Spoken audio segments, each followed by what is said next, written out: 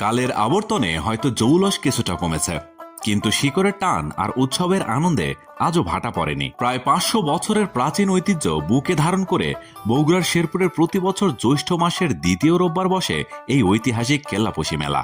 স্থানীয়দের কাছে যার আরেক নাম জামাই বরণ মেলা।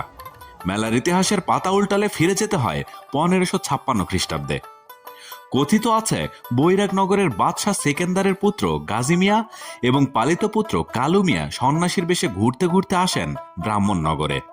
সেখানে ব্রাহ্মণ রাজা মুকুটের কন্যা চম্পার রূপে মুগ্ধ হন গাজী, কিন্তু বিয়ের প্রস্তাব নিয়ে গেলে ক্ষিপ্ত রাজা মুকুট বন্দী করেন কালু মিয়াকে। একে উদ্ধারে গাজী মিয়া নির্মাণ করেন কেল্লাপোশি দুর্গ। এরপর যুদ্ধে জয়লাভ করে ভাইকে উদ্ধার এবং রাজকন্যা চম্পাকে বিয়ে করেন তিনি।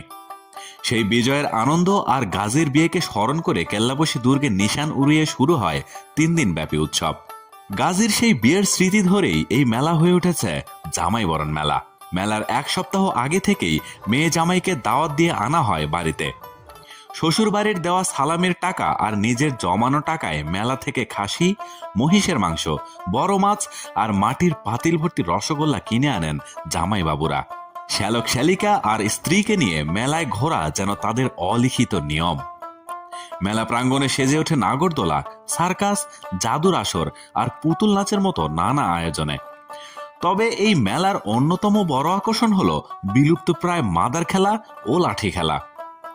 জানা যায় প্রাচীনকালে জটাধারী কিছু নারী সন্ন্যাসী মানুষের রোগ মুক্তির জন্য প্রার্থনা করতেন, যাদের বলা হতো মাদার। সেই বিশ্বাস আর লোকজ সংস্কৃতি থেকেই উৎপত্তি এই মাদার খেলার।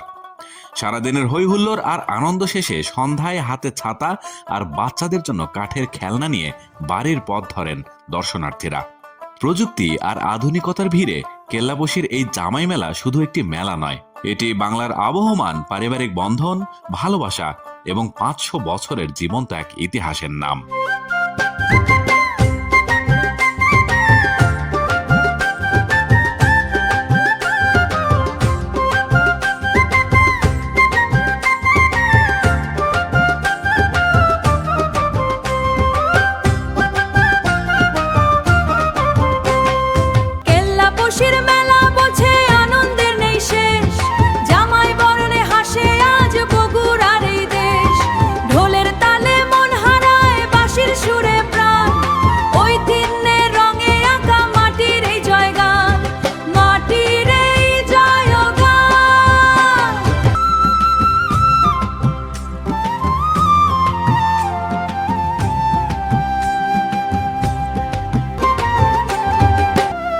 জীবন্ত ইতিহাস হয়ে রবে এই জামাই বরণ।